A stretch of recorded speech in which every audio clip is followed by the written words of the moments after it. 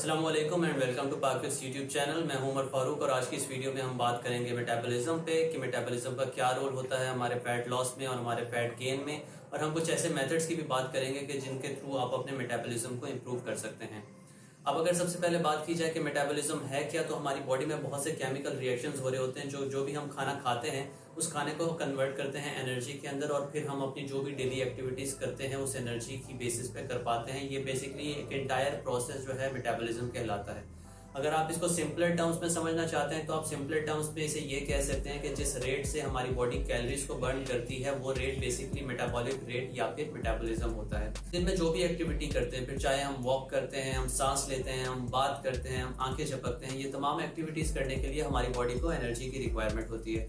और ये एनर्जी खुद ब खुद हमारी बॉडी जनरेट करती नहीं है, तो हमें ये एनर्जी किसी एक्सटर्नल सोर्स से लेनी पड़ती है।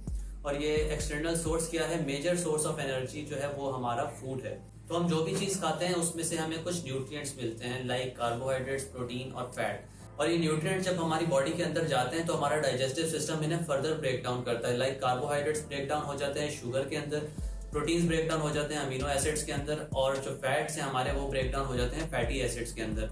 और ये जो एंटायर प्रोसेस है कि हमने खाना खाया, वो खाना ब्रेक डाउन हुआ, एनर्जी में कन्वर्ट हुआ और हमने फिर एक्टिविटी परफॉर्म की, ये कंप्लीट प्रोसेस जो है ये हमारा मेटाबॉलिज्म कहलाता है। जिसका ये प्रोसेस फास्ट होगा इट मींस उसका मेटाबॉलिज्म फास्ट है, उसकी बॉडी जल्दी कैलोरीज को बर्न करती है। और जब बॉडी जल्दी कैलोरीज को बर्न करेगी इट मींस कि वो फैट को स्टोर नहीं करेगा अपनी बॉडी पे, उसका फैट जल्दी बर्न आउट हो जाएगा। और जिसका ये प्रोसेस स्लो होगा इट मींस उसकी कैलोरीज भी स्लो बर्न होंगी, और जब कैलोरीज स्लो बर्न होंगी इट मींस उसकी बॉडी जो है फैट स्टोर करेगी। इसीलिए अकॉर्डिंग टू साइंस अगर हमने फैट लॉस करना है तो हमने अपनी बॉडी के अंदर कम कैलोरीज को डालना है और ज्यादा कैलोरीज को बर्न करना है। फॉर एग्जांपल, अगर आप एक दिन में 2000 कैलोरीज अपनी बॉडी के अंदर डाल रहे हैं तो फैट लॉस के लिए आपको 2500 कैलोरीज को बर्न आउट करना होगा। अब आप ये सोच रहे होंगे या ये कंफ्यूजन आपके माइंड में आ रही होगी कि चलें 2000 कैलोरीज तो हमने अपनी बॉडी के अंदर with the help of food डाली थी, वो तो हम बर्न आउट कर देंगे एक्टिविटी के थ्रू, एक्सरसाइज के थ्रू, या जो हमारे बॉडी में नेचुरल प्रोसेसेस चल रहे हैं उसके थ्रू हमारी वो कैलोरीज बर्न हो जाएंगी। लेकिन हम 2500 कैलोरीज किस तरीके से बर्न करेंगे? ये जो 500 कैलोरीज एक्स्ट्रा बर्न करनी है ये कैलोरीज हमारी बॉडी में कहाँ से आएंगी?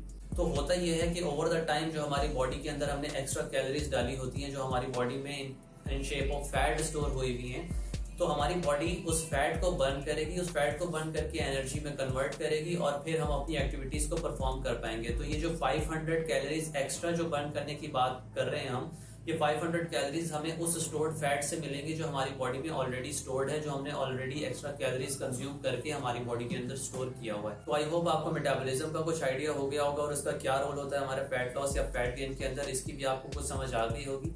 लेकिन स्टिल अगर आपका कोई क्वेश्चन है, कोई क्वेरी है तो आप कमेंट सेक्शन में पूछ सकते हैं।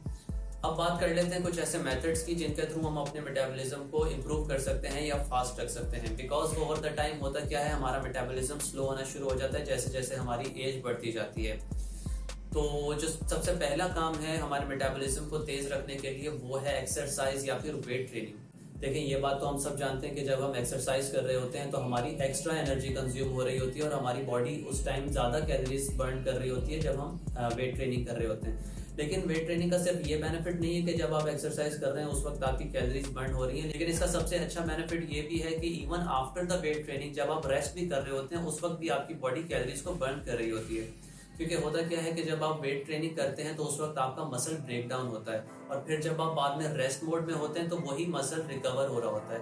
तो ये जो इंटायर प्रोसेस है मसल ब्रेक डाउन का और मसल रिकवरी का, ये तमाम प्रोसेस को होने में भी कैलोरीज रिक्वायर्ड होती है। तो अगर तो आप वेट ट्रेनिंग करते हैं इट मींस आपकी बॉडी 24 से 48 आवर्स तक एडिशनल कैलोरीज को बर्न करती रहती है। That's why it is very much important कि अगर आप अपने मेटाबॉलिज्म को इंक्रीज करना चाहते हैं, अपने मेटाबॉलिज्म को हाई रखना चाहते हैं तो आप वेट ट्रेनिंग को अपनी रूटीन में जरूर ऐड करें। इसके अलावा एक दूसरा मेथड जो है हमारे मेटाबॉलिज्म को फास्ट करने का या मेटाबॉलिज्म को इंक्रीज करने का, वो ये है कि हम अपनी डाइट के अंदर कुछ ऐसे फूड्स को ऐड करें जो कि हमारे मेटाबॉलिज्म को फास्ट रखने में हमें हेल्प आउट करे। तो अब अगर हम उन फूड्स की बात करें तो सबसे पहले तो हमें अपनी डाइट के अंदर ऐसे फूड्स को ऐड करना है जो कि प्रोटीन रिच हो, जिसके अंदर प्रोटीन का प्रोपोर्शन ज्यादा हो। बिकॉज प्रोटीन एक ऐसा सब्सटेंस है जो कि इजीली डाइजेस्ट नहीं होता। प्रोटीन को डाइजेस्ट होने के लिए ज्यादा टाइम रिक्वायर्ड होता है as compare to carbohydrates and fats. और अकॉर्डिंग टू साइंस जब हम प्रोटीन को खाते हैं और वो जब डाइजेस्ट हो रहा होता है तो प्रोटीन से हमारी बॉडी को जो कैलोरीज मिलनी होती हैं, 15 to 30% कैलोरीज तो सिर्फ प्रोटीन को डाइजेस्ट करते हुए ही बर्न आउट हो जाती हैं। That's why we should add more proteins in our diet। इसके अलावा प्रोटीन का एक और बेनिफिट ये है कि ये आपको मसल बिल्डिंग में हेल्प करता है और आपका मसल लॉस को प्रिवेंट करता है। And according to some studies हमारी बॉडी जब भी हाफ kg ऑफ मसल को गेन करती है तो हमारी बॉडी 30 to 40 कैलोरीज रोजाना एक्स्ट्रा बर्न करती है, जो कि एक बहुत बड़ा नंबर तो नहीं है, लेकिन फिर भी something is better than nothing. तो आपकी बॉडी के ऊपर जितना ज्यादा लीन मसल होगा, इट मींस आपका मेटाबॉलिज्म उतना अच्छा फंक्शन करेगा। इसके अलावा और भी बहुत से फूड्स हैं जो आप अपनी डाइट के अंदर ऐड कर सकते हैं, like coffee, green tea, ginger, lemon, Apple vinegar, इसके अलावा पिंक सॉल्ट। तो ये तमाम फूड्स आप अपनी डाइट के अंदर ऐड कर सकते हैं in order to boost your metabolism. इसके अलावा और भी बहुत सी चीजें हैं जो हमारे मेटाबॉलिज्म को इम्प्रूव करने में हमें हेल्प आउट करती हैं, लाइक हमें नींद का ख्याल करना है, हमें तकरीबन 7 से 8 घंटे की नींद डेली पूरी करनी है, क्योंकि होगा क्या कि जब आपकी नींद पूरी होगी तो आपका जो स्ट्रेस लेवल है वो नीचे रहेगा। क्योंकि होता क्या है कि जब आप स्ट्रेस्ड आउट होते हैं तो आपकी बॉडी जल्दी फैट को स्टोर करती है, तो जब आपकी नींद पूरी होगी, आपका स्ट्रेस लेवल कम होगा, तो आपकी बॉडी इतनी जल्दी फैट को स्टोर नहीं करेगी और आपका मेटाबॉलिज्म सही से फंक्शन करता रहेगा।